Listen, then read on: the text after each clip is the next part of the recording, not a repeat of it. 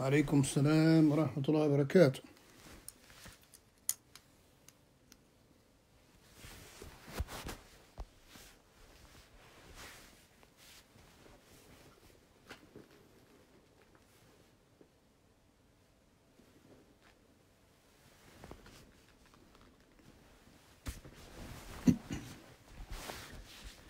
Like the people are a little slow today, huh?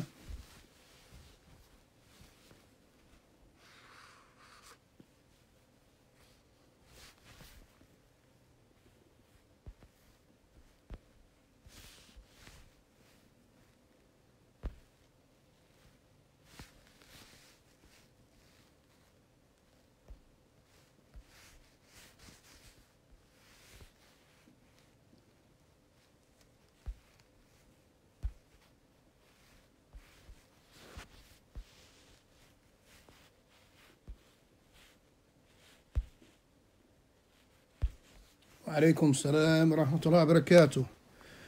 شيخ رشاد، كيف الحال؟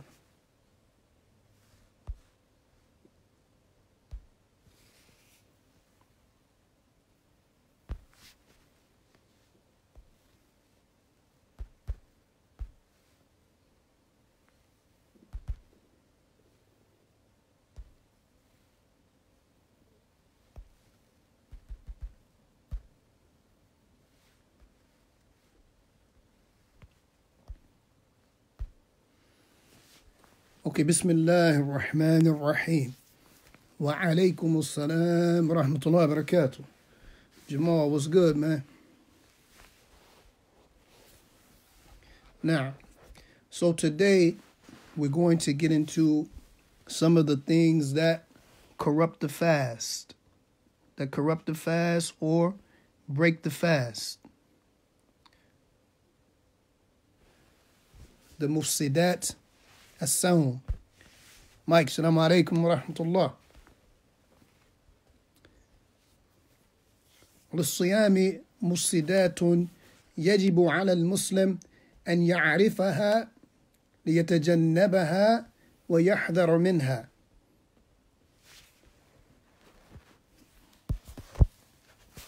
So, for the fasting person, or for fasting, there are things that nullify the fast.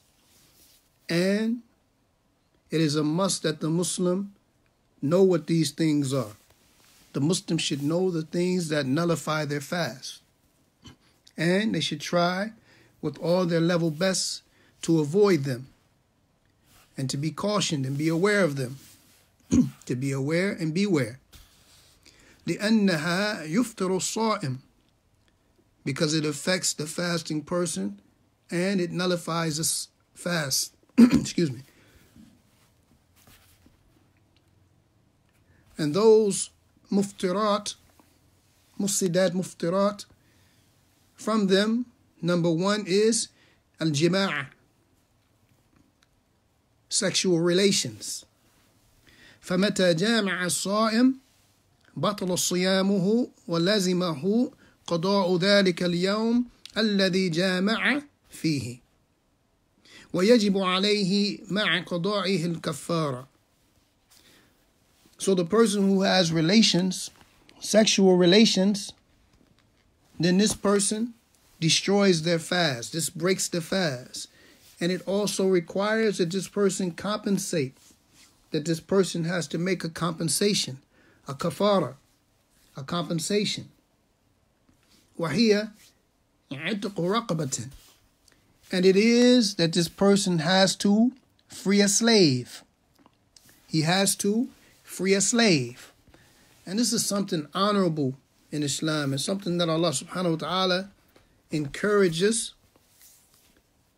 and it's something that's noteworthy. So many different things that encourage the Muslim to free captives. To free captives. Not encouragement to enslave people, but to free slaves. To set them free.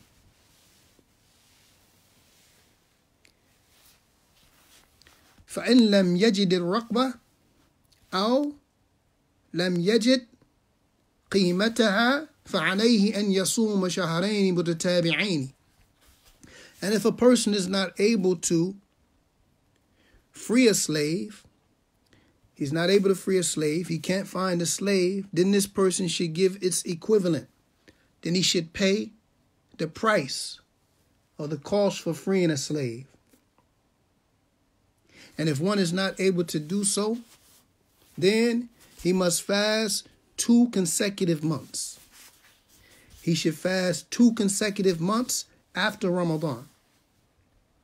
فإن لم يستطيع صيام شهرين متتابعين بأن لم يقدر على ذلك لعذر شرعي فعليه أن يطعم 6 مسكينا لكل مسكين نصف صاع من الطعام المأكول في البلد.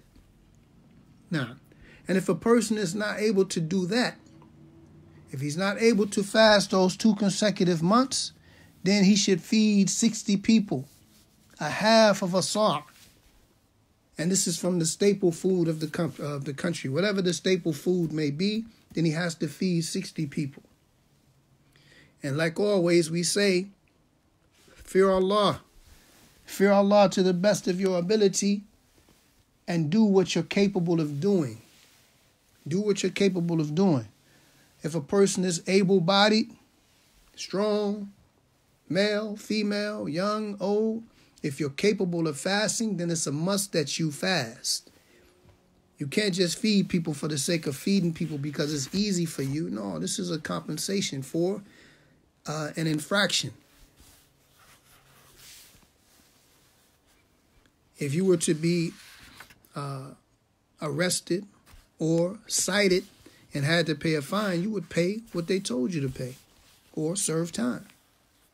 Can't go in there compromising or bartering with the judge, prosecutor, clerk of courts. No, you have to do what's been required of you. And if you're not able to, then they will find something suitable for you. Allah subhanahu wa ta'ala is giving you this this mercy, this path, but you have to be honest with yourself because Allah knows what you're capable of doing and you're not fooling anyone but yourself. So beware of having relations during the daytime in Ramadan. If you do, you have to free a slave. If you can't free a slave, then you have to pay its compensation, pay the cost of what freeing a slave might be. And if you're not able to, then you have to fast 2 consecutive months. And if you're not able to, then you have to feed 60 poor people. Number 2, إنزال المني بسبب تقبيل أو لمس أو استمناء أو تقراء النذر فإذا حصل شيء من ذلك فسد صومه وعليه القضاء فقط بدون كفارة لأن الكفارة تختص بالجماع. And number 2, ejaculation. If one was to ejaculate during the daytime and it was caused by kissing, touching,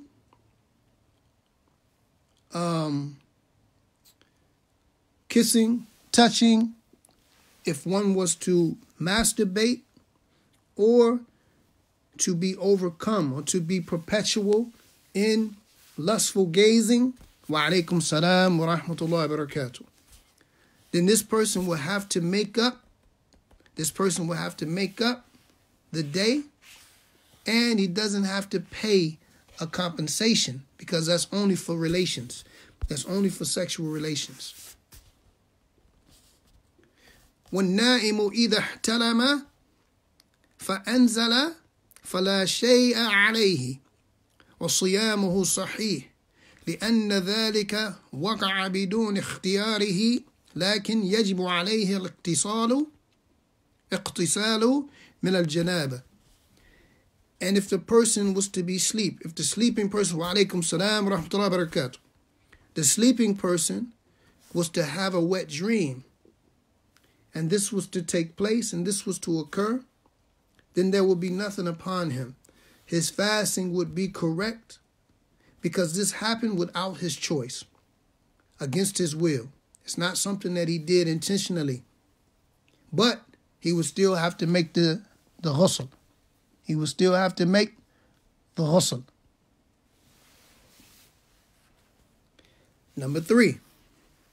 الأكل أو الشرب متعمدا لقوله تعالى وكلوا واشربوا حتى يتبين لكم الخيط الأبيض من الخيط الأسود من الفجر ثم أتموا الصيام إلى الليل. Number 3. A person eating or drinking intentionally. To eat or drink intentionally. Naturally, this breaks the fast. And this is in line with the statement of Allah subhanahu wa ta'ala. And eat and drink until the white thread of day becomes distinct to you from the black thread of Fajr. Then complete your fasting up until nighttime. And this is in Surah Baqarah, verse 187. أما من أكل وشرب ناسيا فإن ذلك لا يؤثر على صيامه. وفي الحديث من أكل أو شرب ناسيا فليتم صومه فإنما أطعمه الله وسقاه. So whoever eats, the one who is eaten or drunk, or he drunk something out of forgetfulness, unintentionally, then this does not affect his fasting. And in the hadith, the Prophet ﷺ, he said, whoever eats or drinks forgetfully, he didn't intend to do it, he just forgot, he slipped up, then he continues to fast. For verily Allah subhanahu wa ta'ala fed him and gave him something to quench his thirst.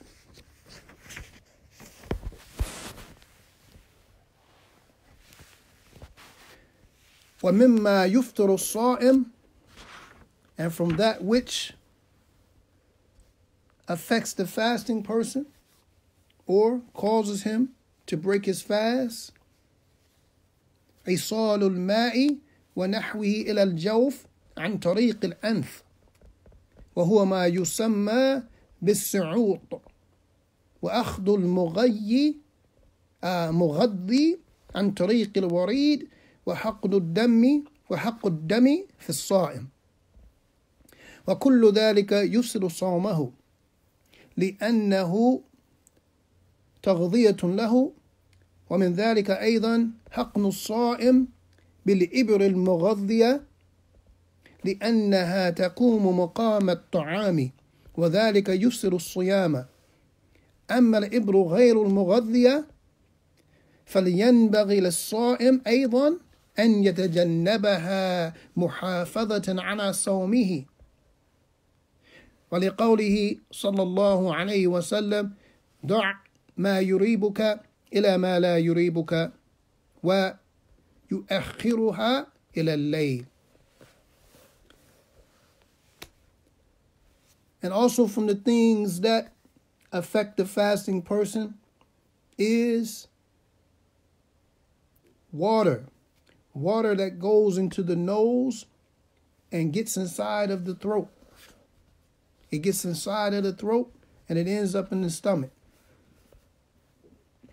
Like for example, someone making wudu, and we'll get to that too.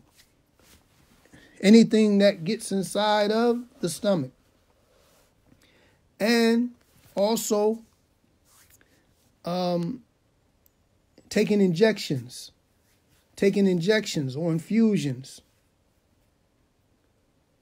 This also affects the fasting person. Blood transfusions, so on and so forth. Also, anything that goes into the body that nourishes or replenishes the body, any type of nutrient, if it goes into the body, then this also invalidates the fast because this takes the place or is just like food and drink. It's just like food and drink. So any of these things that a person should delay them, they should put them off until later, until nighttime, in order to preserve their fasting. And the Prophet says, sallallahu alaihi wasallam, leave alone that which gives you doubt for that which doesn't. Leave alone that which gives you doubt for that which doesn't. So if anything becomes doubtful to you, whether or not it's going to affect your fasting, then it's better that if it can be avoided, to put it off till later, until you know for certain that it won't affect your fasting. Number 4, إخراج الدم من البدن بحجامة أو فصل أو صحب دم ليتبرع به لإسعاف مريض فيفطر بذلك كله. Also, giving blood or donating blood, or blood leaving the body, should I say, in large amounts, like if a person was to get cupping, or some sort of donation, if he's donating blood, if he's getting a blood transfusion, or if he's doing some sort of blood donation for someone who is sick, right? Phlebotomy or something like that. Then this also breaks the fast. أما إخراج دم قليل كالذي يستخرج للتحليل فهذا لا يؤثر على الصيام.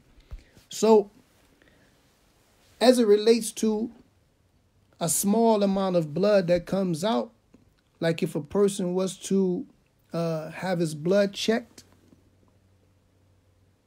like for a sample for a blood test, then this doesn't break the fast. وكذا خروج الدم بغير اختياره برعاف أو جرح أو خلع سن فهذا لا يؤثر على الصيام. Likewise, if blood was to flow from a person without it being his choice, if he was to bleed a little, if he was to have blood, like for example a nosebleed or some sort of a wound or a tooth coming out or being extracted, then this does not affect his fasting. ومن المفطرات التقيع وهو إخراج ما في المعدة من طعام أو شراب عن طريق الفم المتعمدا فهذا يفطر به الصائم. وأما إذا غلبه القيء وخرج بدون اختياره فلا يؤثر على صيامه لقوله صلى الله عليه وسلم من درعه القيء فليس عليه قضاء ومن استقاء عمدا فليقض. ومعنى ضرعه القيء أي خرج بدون اختياره، ومعنى قوله استقاء أي تعمد القيء. Now, and also, number 5, from the things that affect the fast is vomiting. Wa alaykum salam wa rahmatullahi wa barakatuh. Vomiting affects the fast. Vomiting affects the fast. And we all know what vomiting is. It is something that comes up from the stomach, whether it be food or drink or something like that. It comes out from the mouth intentionally. Then this affects the fast. But if it was to overcome you, or if you were to be overcome by vomiting, something, out of your control, against your will, then this would not affect your fast. Wa alaykum salam wa rahmatullahi wa barakatuh, Sheikh Isa. Likewise, Habibi. Ahsanallah ilayk. Now, and the Prophet says, sallallahu alayhi wa sallam, if anyone cannot prevent himself or help vomiting, then he does not have to make up his fast, and whoever intentionally vomits should make up for it.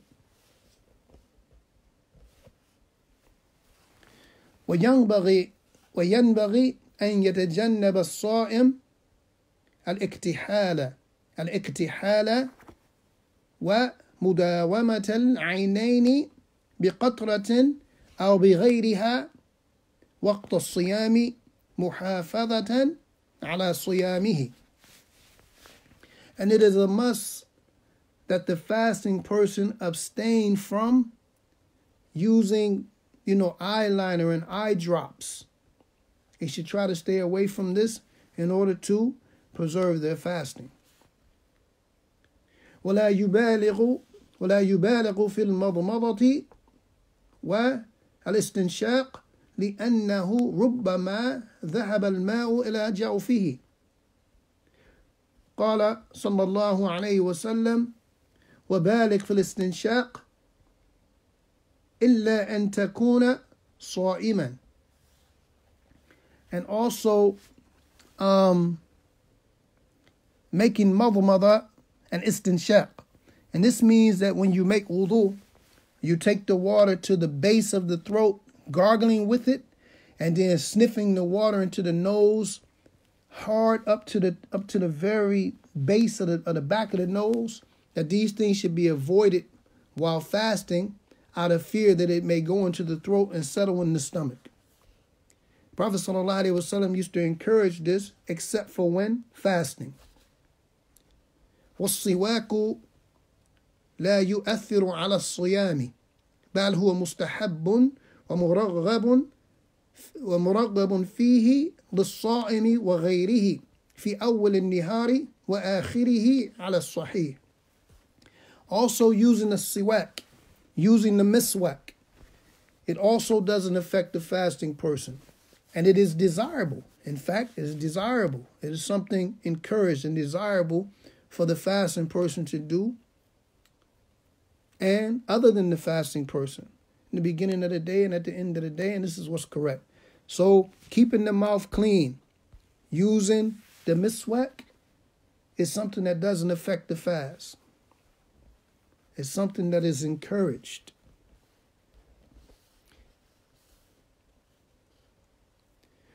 ولو طار إلى حلقه غبار أو ذباب لم يؤثر على صيامه.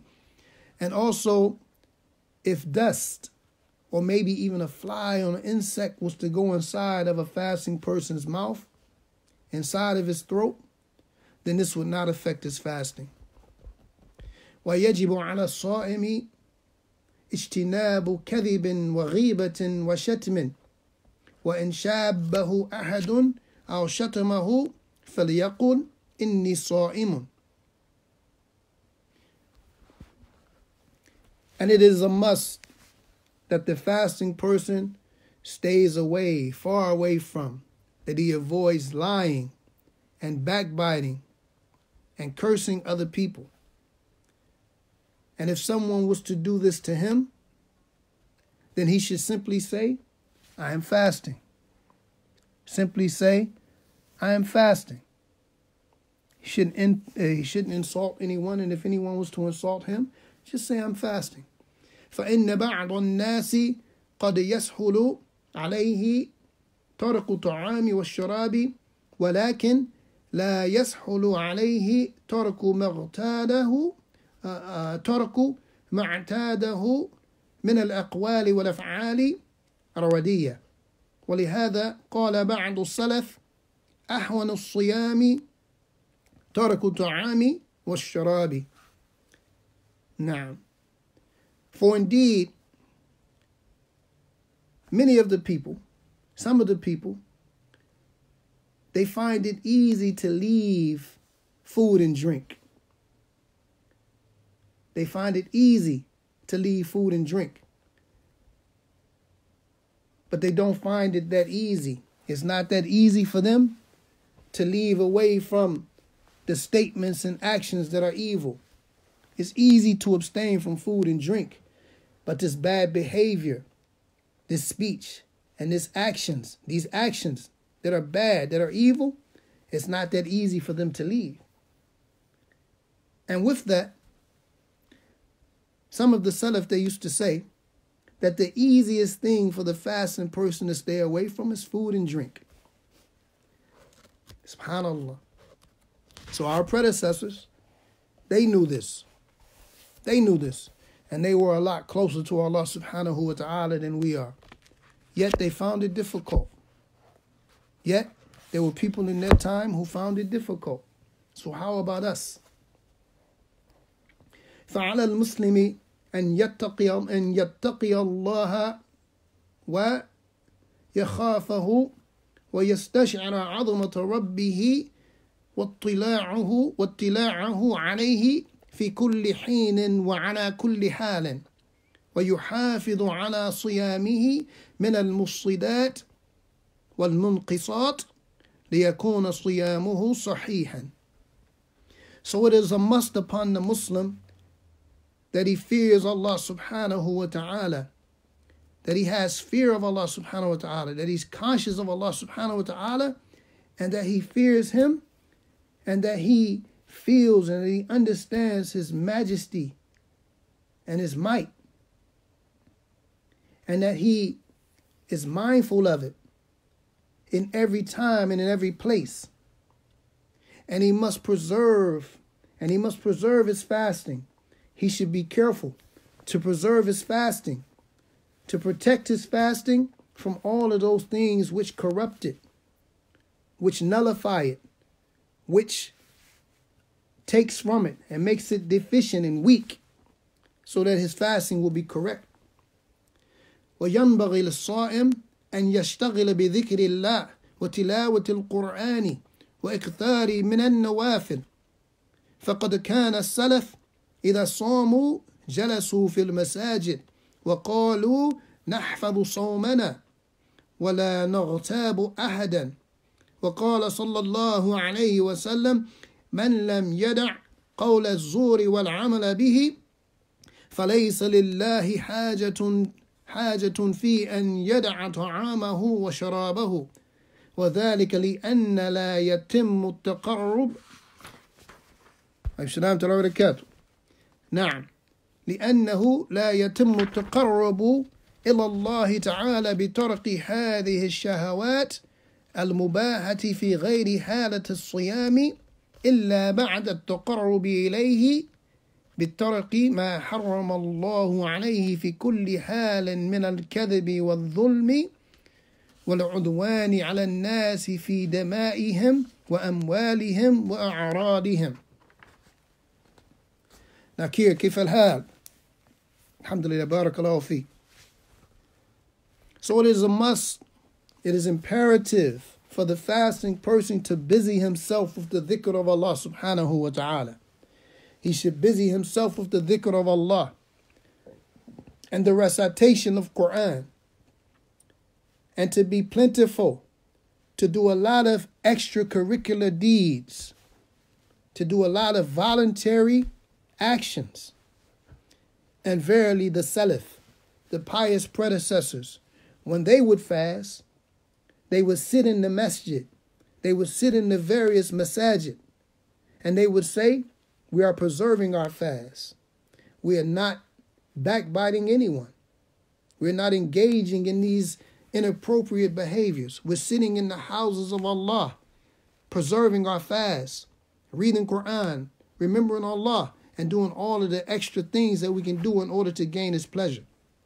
And the Prophet says, sallallahu alaihi wasallam, whoever does not leave off evil, vain, foul speech and acting in accordance with it, then Allah subhanahu wa ta'ala is not in need of his abandoning food and drink. Allah subhanahu wa ta'ala doesn't need you to starve yourselves, because that's all you're doing.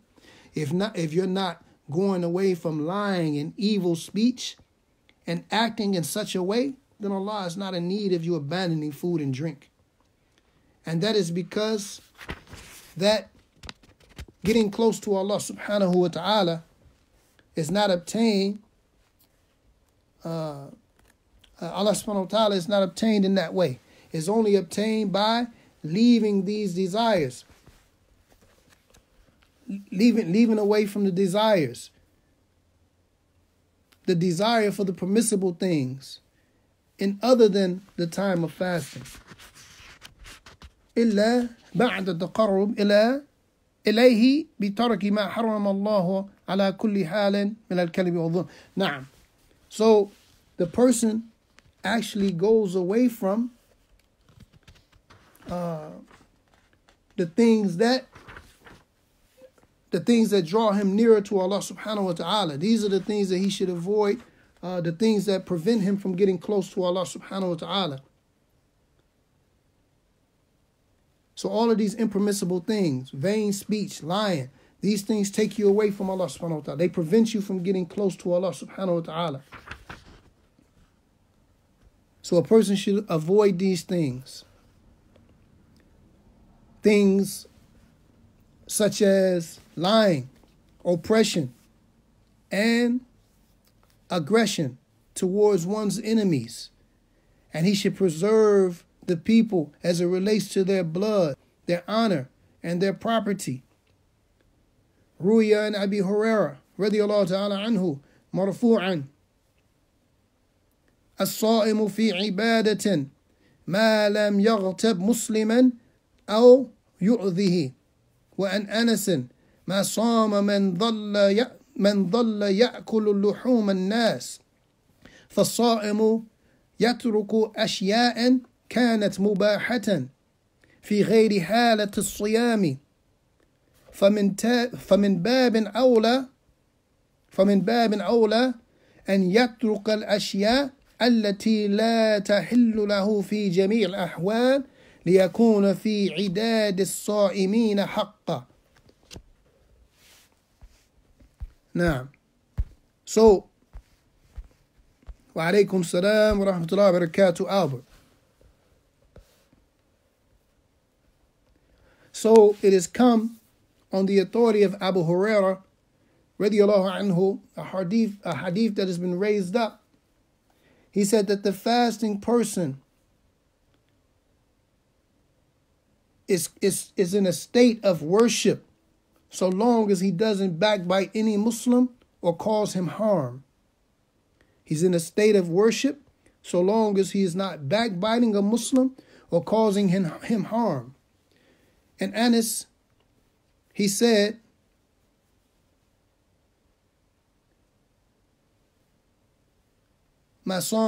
okay, he is not fasting, the one who is eating the flesh of the people.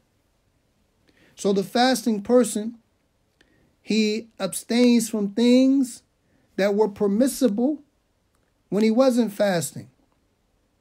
So from that which is more appropriate is that he stays away from the things that are impermissible in all circumstances, so that he can be counted amongst the fasting people in truth. So basically, the fasting person, he stays away from some permissible things. The conscious-minded Muslim, he stays away from some things that are permissible so that he can avoid the impermissible things. So how much more the impermissible things? So what that means is that a person stays away from food, drink, and sexual relations with his or her spouse. And these things are permissible. But you stay away from them for the sake of Allah in this month, trying to get close to Allah and being obedient to Allah subhanahu wa ta'ala. And these things are permissible outside of Ramadan during the daytime. So how much more should a person strive to stay away from the things that Allah has made impermissible, like eating the flesh of the Muslims and oppressing others, lying, tale-carrying, backbiting. So may Allah subhanahu wa ta'ala protect us from all of these evil things and help us prepare for this blessed month. هذا وصلى الله وسلم وبارك على نبينا محمد وعلى آله وصحبه أجمعين. Any questions, comments, corrections? Let me go back and see if I missed anything.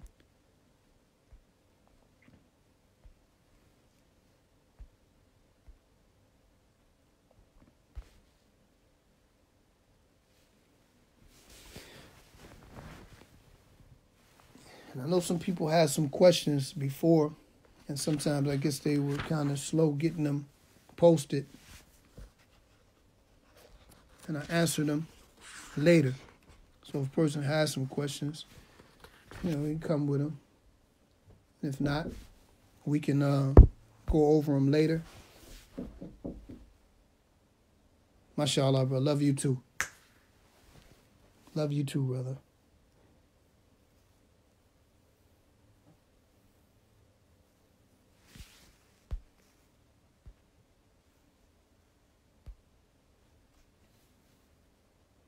May Allah protect and preserve you.